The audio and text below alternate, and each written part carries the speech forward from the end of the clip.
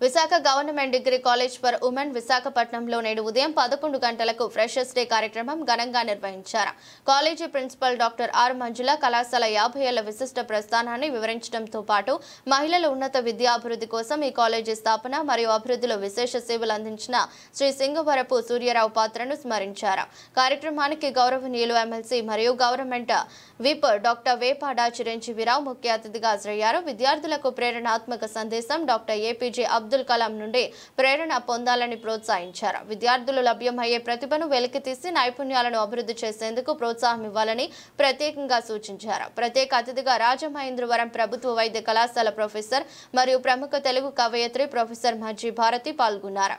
Doctor మజ్జి భారతి కళాశాల మహిళా విద్యార్థులకు ఆరోగ్య పరిరక్షణపై అవగాహన కల్పించారు. ఈ కార్యక్రమ వేదికపై vice principal Shrimati Y Lakshmi, senior lecturer doctor T M A. Nivedita, student adviser doctor K Geethanjali, student union president Naga నీజని పాల్గొన్నారు. Doctor R Kiranmayi, B Santoshi, Anusha, academic coordinator doctor P L Saranya, ఇతర అధ్యాపకులు మరియు పెద్ద సంఖ్యలో విద్యార్థినులు పాల్గొని కార్యక్రమాన్ని విజయవంతం చేశారు.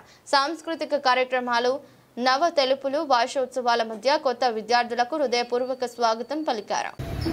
తన అమూల్యమైన సందేశాన్ని అందించిన భారతి మేడం గారికి, ఈ కళాశాల వైస్ ప్రిన్సిపల్ లక్ష్మీ మేడం గారికి, ఐక్యూఏసీ కోఆర్డినేటర్ అనుష మేడం గారికి, students union advisor Geetanjali madam గారికి, బాటనీ హెచ్ఓడి నివేదిత మేడం గారికి, ముఖ్యంగా అధ్యాపక మిత్రులందరికీ, పత్రికా విలేకరులకి, మిత్రులకి అందరికీ పేరు పేరున నా నమస్సుమాంజలి. అన్నిటికంటే ముఖ్యంగా వినేవాళ్ళు ఉంటే చెప్పేవాళ్ళు లేదు, చెప్తూ ఉంటారు.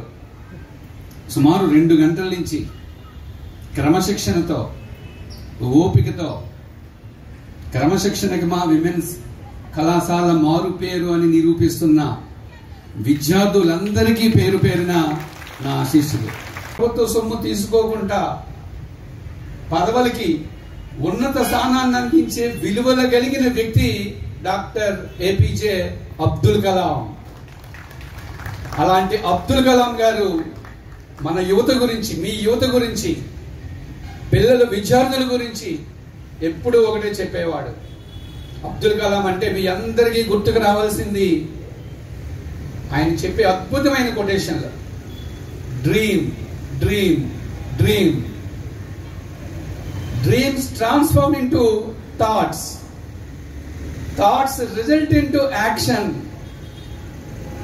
కలలు కనండి, కలలు కనండి, కలలు కనండి. కలలు అంటే నిద్రపోతూ కలలు కనేవి కలలు కాదు. మీకు నిద్ర లేకుండా మీలో నిత్యం రగిల్చే కలలు, అలాంటి కలలు కనండి అన్నాడు ఆయన. కాబట్టి ఈరోజు ప్రతి విద్యార్థి కూడా కలలు కనాలి. కళ అంటే ఏంటి? ఏం కావాలని అనుకుంటున్నారు మీరు? జీవితంలో ఏం కావాలని మీరు కోరుకుంటున్నారు? ఏదైనా కావాలని కోరుకోవచ్చు. ఫస్ట్ మీ శక్తి సామర్థ్యాలు మీరు అంచనా వేసుకోండి. మీ శక్తి సామర్థ్యాలు మీరు అంచనా వేయండి. ఈరోజు వక్తలు మాట్లాడారు డయాస్ మీద, గ్రూప్ 1 కొట్టారు మీ కాలేజీ నుంచి. మా డాక్టర్ గారు మాట్లాడుతూ గ్రూప్ 1 కాదు, రాబోయే రోజుల్లో మీరు సివిల్ సర్వీస్ కొట్టాలి అని చెప్పారు. మీ లక్ష్యం ఎప్పుడు ఎలా ఉండాలంటే మీ శక్తి సామర్థ్యాల ఆధారంగా చేసుకునే లక్ష్యం ఉండాలి. మీ శక్తి సామర్థ్యాలు ఏంటి, దానికి అనుగుణంగా మీరు లక్ష్యం పెట్టుకోండి. ఉదాహరణకి మీకు చక్కగా మాట్లాడడం బాగా వచ్చు. చక్కగా మాట్లాడడం వచ్చినప్పుడు, ఒకప్పుడు ఉద్యోగం అంటే కంపెనీ ఉద్యోగాలే, ప్రభుత్వ ఉద్యోగాలే. ఈరోజు ఉద్యోగాలు అంటే అవి కాదు. మీకు చక్కగా మాట్లాడడం వస్తే దాన్ని ప్రాక్టీస్ చేయండి. మంచి ఒక టీవీ కామెంటర్గా మారండి. మీ అందరూ టీవీలు చూస్తూ ఉంటారు. సుమ మీ అందరికీ బహుశా బాగా అత్యంత ఇష్టమైన వ్యాఖ్యాత. చాలా చక్కగా వ్యాఖ్యానం చేస్తూ ఉంటుంది. అందుకే ఫస్ట్ ఏమంటానంటే మీ సామర్థ్యాలు మీరు అంచనా వేసుకోండి అంటాను.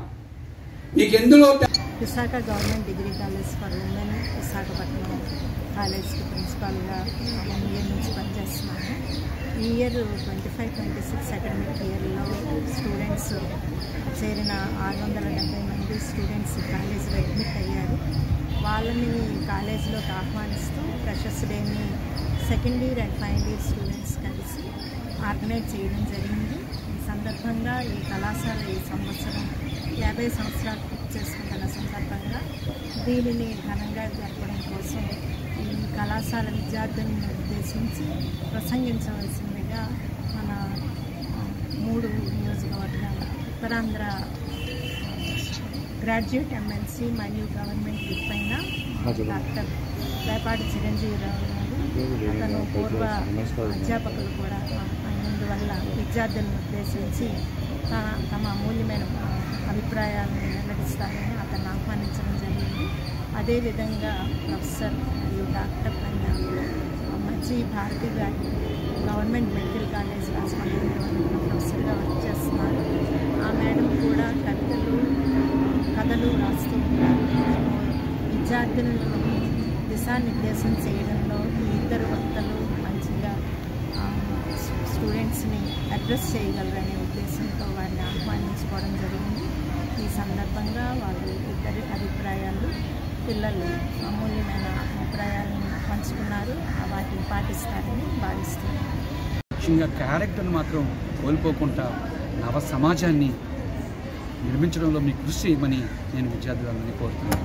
సార్, కుటుంబ ప్రభుత్వం వచ్చిన తర్వాత 16,000 పోస్టులు శిక్షణ దేశంలో అది ఎంతవరకు చాలా పాఠశాలలో కూడా పోస్టులు ఖాళీగా ఉన్నాయి, భర్తీ చేయలేదు. కారణం యాక్చువల్గా ఉపాధ్యాయ సంఘాలతో మాట్లాడినప్పటికీ టీచర్ పోస్టులు రిక్వైర్మెంట్ లేదు అని వాళ్ళు కూడా చెప్పారు. ఆంధ్రప్రదేశ్ రాష్ట్రంలో 1:18 ఉంది ఈరోజు. అంటే సుమారు 38-39 లక్షల మంది రాష్ట్రంలో విద్యార్థులు ఉంటే 2 లక్షల మంది ఉపాధ్యాయులు ఉన్నారు. చాలా మంచి రేషియో ఇది. టీచర్ పీపుల్ రేషియో అనేది 1:18 అనేది చాలా మంచి రేషియో ఇప్పుడు మన ఆంధ్రప్రదేశ్ రాష్ట్రంలో. గత ప్రభుత్వం ఉపాధ్యాయ పోస్టులు భర్తీ చేయకుండా నిర్వీర్యం చేసేసింది విద్యని. బట్ ఈ కూటమి అధికారంలోకి వచ్చిన తర్వాత విద్యాశాఖ మంత్రి గారు చాలా ప్రెస్టీజ్గా విద్యాశాఖను తీసుకుని తొలి సంతకం చంద్రబాబు నాయుడు గారు అధికారంలోకి వస్తే తొలి సంతకం డిఎస్సి మెగా డిఎస్సిపై పెడతానన్నారు. అందులో భాగంగా పెట్టడం జరిగింది. విద్యాశాఖ మంత్రి గారు కూడా దాన్ని అమలు పరిచారు. 16,397 పోస్టులు నోటిఫికేషన్ ఇస్తే అందులో కొన్ని కేటగిరీలో క్యాండిడేట్లు లేక ఆగిపోయారు. సుమారు 15,000 చిల్లర అంటే 16,000 చిల్లర పోస్టులు మొన్న మేము భర్తీ చేయడం జరిగింది. కూటమి ప్రభుత్వం భర్తీ చేసిన తరువాత మరలా వేకెన్సీలు ఏర్పడతాయి. ఉపాధ్యాయులు ప్రతి నెల ఖాళీలు ఏర్పడుతూ ఉంటాయి. ఎవ్వరూ అడగకుండానే లోకేష్ బాబు గారే విద్యలో నాణ్యత పెంచాలనే ఉద్దేశంతో ప్రతి సంవత్సరం కూడా మేము డిఎస్సి ఇస్తామని చెప్పి ప్రకటించడం జరిగింది. ఇంకా ఒక అడుగు ముందుకేసి ఎవరు అడగకుండానే మా లోకేష్ బాబు గారు ఒక అడుగు ముందుకేసి జనవరిలో నోటిఫికేషను, మార్చిలో ఎగ్జాము, జూన్ కల్లా పోస్టింగ్ ఇస్తామని చెప్పడం జరిగింది. అందులో భాగంగా టెట్ నోటిఫికేషన్ కూడా ఆల్రెడీ ఇచ్చేశారు. టెట్ నోటిఫికేషన్ కూడా ఇచ్చేశారు. ఉపాధ్యాయుల సమస్యలు చాలా వరకు ఉన్నాయి పెండింగ్లో. వాటి విషయంలో ప్రభుత్వం పట్టించుకోవడం ఎందువల్ల? ఈ ఉదాహరణకి ఏ సమస్యలు అంటున్నారు మీరు? వాళ్ళకి రావాల్సిన ఏవైనా సరే ప్రభుత్వ పరంగా చాలా లీక్ అవుతున్నాయి.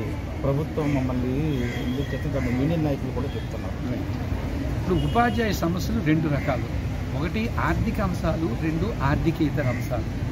ఆర్థికేతర అంశాలు ఏవైతే ఉన్నాయో అవన్నీ ఒకటి క్లియర్ చేసుకుంటూ వచ్చేస్తున్నాం. ఉదాహరణకి ఇంటర్ డిస్ట్రిక్ట్ ట్రాన్స్ఫర్స్, వేరే జిల్లాలో ఉన్న మన ఉపాధ్యాయులు ఇక్కడ తీసుకురావాలి. టీచర్లు వచ్చి మమ్మల్ని అడిగారు. మేము గ్రాడ్యుయేట్ ఎమ్మెల్సీగా మేము లోకేష్ బాబు రిప్రజెంటేషన్ ఇచ్చాము. మేము మొన్నే చేసేసాం ఇంటర్ డిస్ట్రిక్ట్ ట్రాన్స్ఫర్స్. లాంగ్వేజ్ పండిట్లు ఇష్యూ ఒకటి ఉండేది. డిఈఓ పూల్లో పెట్టి వదిలేశారు. సుమారు 1,500 మంది లాంగ్వేజ్ పండిట్స్. మేము లోకేష్ బాబు గారితో చెప్తే లోకేష్ బాబు గారు కూడా మొన్నే దాన్ని క్లియర్ చేసేసారు. అలాగే మొన్నే మోడల్ స్కూల్స్లో ప్రతి తరగతికి ఒక టీచర్ ఉండాలని చెప్పి 9,500 మోడల్ స్కూల్స్ని ఏర్పాటు చేశారు. ఇలా ఆర్థికేతర అంశాలకు సంబంధించిన అంశాలు ఒకటి క్లియర్ చేసుకుంటూ వచ్చేస్తున్నాం. ఇక రెండవది ఆర్థిక అంశాలకు సంబంధించి. ఆర్థిక అంశాల్లో మొన్నే ఎంత ఆర్థిక పరిస్థితి బాగపోయినప్పటికీ, రాష్ట్ర ఆర్థిక పరిస్థితి బాగపోయినప్పటికీ ఈరోజు అన్ని వర్గాల్లో సంతృప్తి ఉండి ఉద్యోగులు చిన్నపాటి అసంతృప్తి ప్రారంభమవుతుందని తెలియగానే వెంటనే మేము లోకేష్ బాబు గారి దృష్టికి, చంద్రబాబు నాయుడు గారి దృష్టికి తీసుకువెళ్ళి సార్ ఉద్యోగస్తులకు ఒక డిఏ ఇప్పించండి అంటే మొన్నే దీపావళి సందర్భంగా ఒక డిఏని కూడా ఇవ్వడం జరిగింది. ఇక వాళ్ళకి పిఆర్సీ కావాలి. పిఆర్సీ కూడా మేము మంచి పిఆర్సీ ఆలస్యమైనప్పటికీ మెరుగైన పిఆర్సీ మేము ఇస్తామని చెప్పి చంద్రబాబు నాయుడు గారికి చెప్పడం జరిగింది. నాడు నేడు పథకంలో భాగంగా కేంద్ర ప్రభుత్వం చేసింది, ఇప్పుడు ప్రభుత్వం ఏం చేయలేదు, వీళ్ళు చేశానని గొప్పలు చెప్పుకుంటున్నారు అని చెప్తున్నారు వైసీపీ. అదే ఇప్పుడు వైసీపీ వాళ్ళు కానీ ప్రజలు కానీ తెలుసుకోవాల్సిన విషయం అవుతుంది. ముఖ్యంగా వైసీపీ వాళ్ళు తెలుసుకోవాల్సిన విషయం అవుతుంది. గుడి కట్టి గుడిలో దేవుని పెట్టకపోతే ఎలా ఉంటుంది? నాడు నేడులో స్కూల్స్ ఏమీ పెద్దగా కట్టలేదు. వీళ్ళు కట్టింది ఏంటంటే కాంపౌండ్ వాళ్ళు కట్టారు, రంగులు వేశారు, రిపేర్లు చేశారు, కానీ టీచర్ పోస్టులు భర్తీ చేయలేదు. సో విద్యార్థులకి క్వాలిటీ ఆఫ్ ఎడ్యుకేషన్ కావాలి. ఒకప్పుడు గురుకులాలు ఉన్నప్పుడు రవీంద్రనాథ్ ట్యాగూర్ కాలంలో చెట్టు క్రింద పాఠం చెప్పి ఉన్నతమైన విద్యను అందించిన వ్యక్తులు వాళ్ళు. సో నాణ్యతమైన విద్య రావాలంటే ఇన్ఫ్రాస్ట్రక్చర్ కంటే ముందు ఉపాధ్యాయుల నియామకం జరగాలి. సో గత ప్రభుత్వం ఏం చేసిందంటే బహిర్గత హంగులకి ప్రాధాన్యత ఇచ్చింది. మా ప్రభుత్వం ఏం చేస్తుందంటే బహిర్గత హంగుల కంటే విద్య నాణ్యతను పెంచడానికి మా ప్రభుత్వం ప్రాధాన్యత ఇస్తుంది. Thank you.